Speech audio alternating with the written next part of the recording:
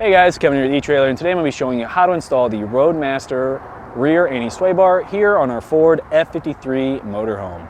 So rear anti-sway bars are going to give you a much more comfortable ride. The way that they work is that whenever you're starting to make that turn, maybe you have some wind because you're out driving on the highway, maybe you're passing a semi and that's starting to kind of push you one way. What this does is it kind of yanks back down on that frame, because as you're getting kind of pushed to that side of your frame's kind of lifting up and then you're losing traction with your tires. So what this does is it pulls it back down, keeps you nice and straight.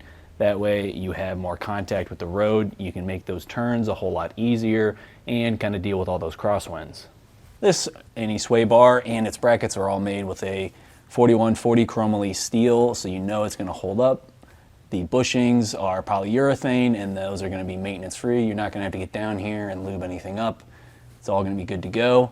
Each one of these sway bars has a specific fit, and that's going to depend on the engine type and the chassis. So we're going to need to know the year of your chassis, and then also whether or not you have a V8 or a V10 engine. And then there are a couple other little details depending on the sway bar. Some year makes, certain years just have different things kind of in the way. So Roadmaster does have little one-offs where you might have to get a special bracket or some other kind of thing just to make sure that it actually fits on here and doesn't get in the way of anything else on your motorhome. If you have any questions, need help finding the correct fit for your motorhome, then go ahead and reach out to us via the Ask the Experts link, and I or one of my coworkers will help find the correct fit for you. So now we're going to go over our bump course just to kind of give a little bit of a view down below and just show you how much it kind of wobbles back and forth as you're hitting bumps. So I've driven quite a few of these, and this one definitely feels kind of the worst. Just even pulling it around to the back of our lot here, it was really kind of wobbling back and forth, and it's not too windy today. But if you're up on the highway, you're going really fast. I mean, I'm going 10 miles an hour. If you're going 60 miles an hour on the highway, this thing's going to be all over the road. You're going to be fighting any high winds, or if a semi comes by you. As I start making turns and straighten out, we're getting a lot of side-to-side action here. The steering itself isn't too bad. It's not trying to pull me one way or another. But just the side-to-side is really just super noticeable with this motorhome. As far as installation goes, this can be quite difficult. You are going to need some big wrenches and some big sockets to really get some of these U-bolts off. These can get kind of seized up with rust over time. So the older your motorhome is, the more challenging it probably will be. Overall though, concept-wise, it is super easy. You're only removing a couple of bolts and nuts and then just putting on some brackets and slipping it up into place. I definitely recommend having a couple other people with you to kind of help lift everything in place. It'll make it way easier for you. So we're just behind our rear axle. I'm going to be putting on these B734 brackets to start. And to do that, you're going to have to first remove two factory bolts that are up in the frame. So we got two bolts right here with a nut on the other side. I've already broken this one loose. I'm about to break this one loose. It's kind of hard to get in here with a socket just because it's pretty tight. You could probably get it from this side. I'm just using a regular wrench and breaking it loose though on our head right here. So we'll go ahead and pop that off now.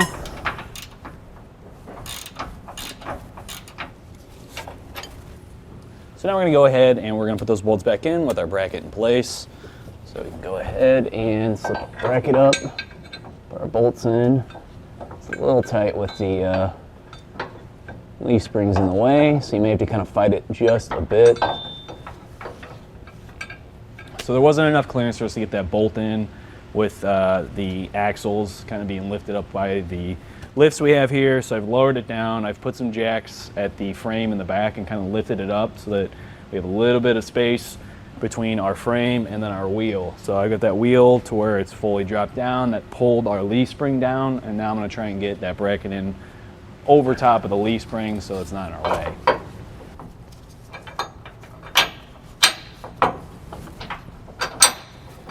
Now that we've got that in there hand tight, we can just go ahead and take a wrench and tighten it down and then torque it down to the specifications listed in your instructions.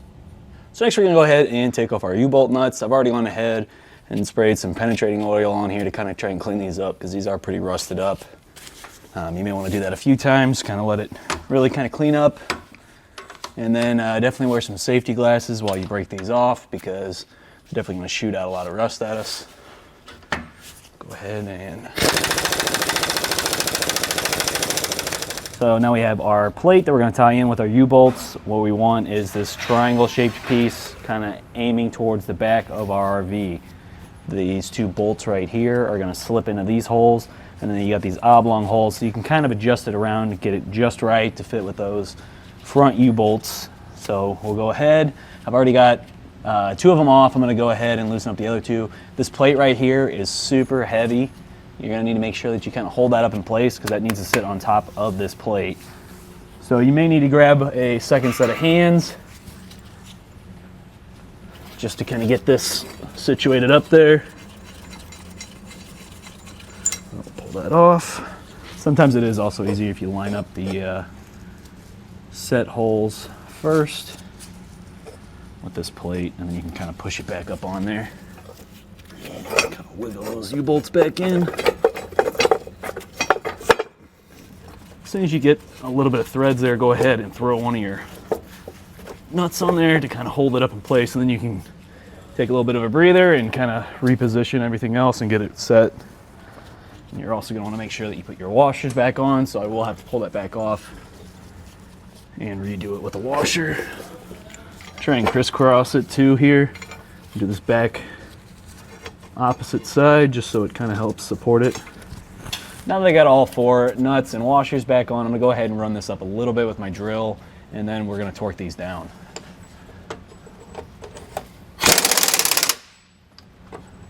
I'm trying to do it evenly too, that way this plate sits up nice and flush. So just a little bit at a time.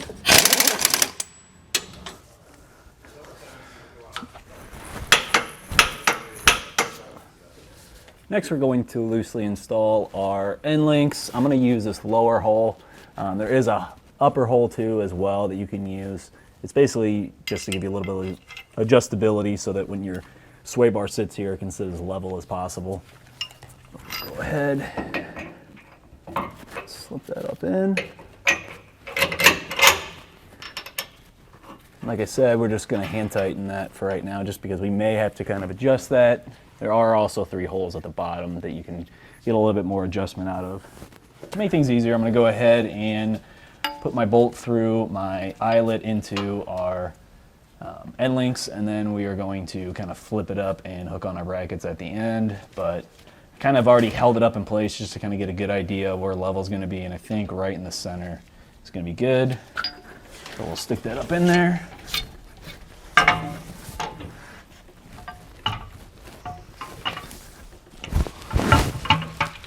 Pop our bolt through.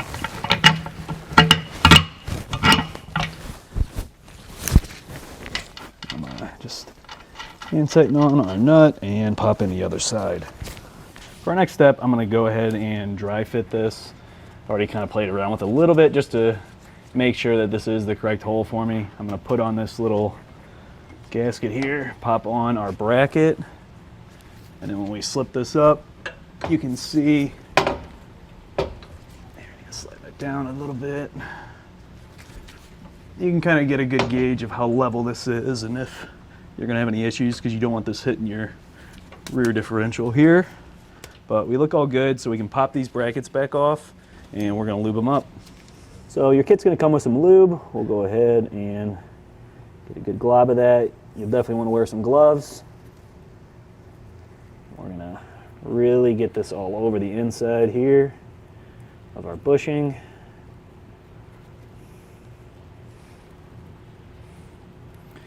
So I've gone ahead and I slipped our bushings back on. We'll put our bracket back in place on both sides. And then we can go ahead and we're going to grab our little gold bolts, our bronze bolts, and some washers. We're going to put one washer on our bolt and we'll drop it through. We're going to use our front hole right here, and then the third hole, which is kind of lining up with our U-bolt. Go ahead and throw a washer on. And then with our bracket, we're going to go ahead and we'll put another washer on the bottom of that and then our nut. So I'll go ahead and start sticking this up in place. You may have to kind of adjust your bracket a little bit to kind of line it up perfect. In place, go ahead, pop that on, and our nut. We'll just get that hand tight and go and do the same thing on the other side.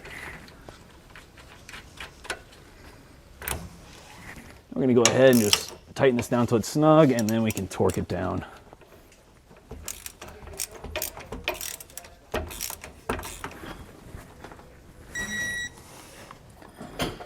For both of our end link bolts, we're only going to tighten these down until they're snug. We don't want to pinch on that blue bushing too much, because then it's not going to allow it to actually kind of glide back and forth. And then if it's stuck like that, you're not going to really have it distribute that shock as your trailer starts to hit those road bumps on the highway.